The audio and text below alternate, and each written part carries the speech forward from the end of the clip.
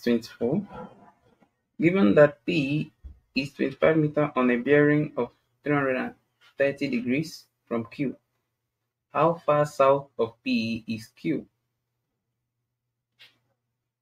So P, a point P,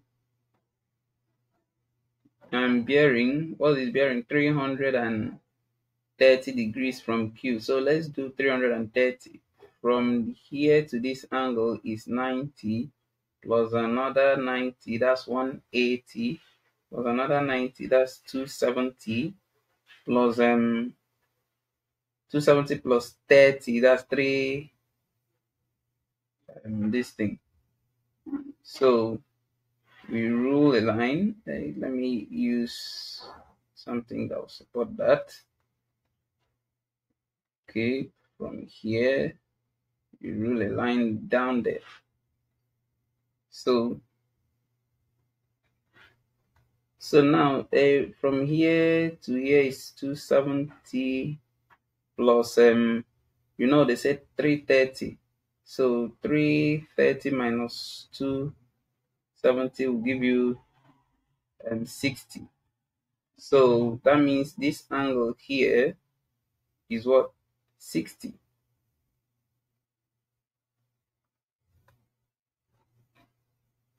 This angle here is 60.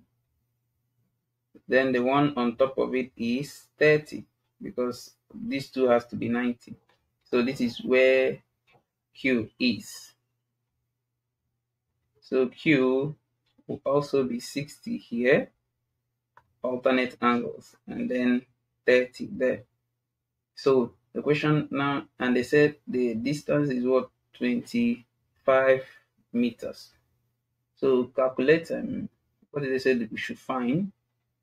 How far south of P is Q? This is our P. How far south? That means if you draw, this is south. That's south direction. How far south is P of Q? So they are asking us to find this distance here, x. So what trig ratio are we going to use? First, we are going to draw out the triangle that we are able to form from there. This is a triangle we are able to form. So inside here is 30, here is 60, here is 90, here is our x, is 25. So we have to find this x here. So what trigonometric ratio will relate 25 with x and one of these angles? So let's use them. You can use 30, you can also use 60, whichever one. Okay, let's use 30. If you are considering angle 30, which trig ratio? If we do sine will be opposite of our hypotenuse. No, it won't relate it.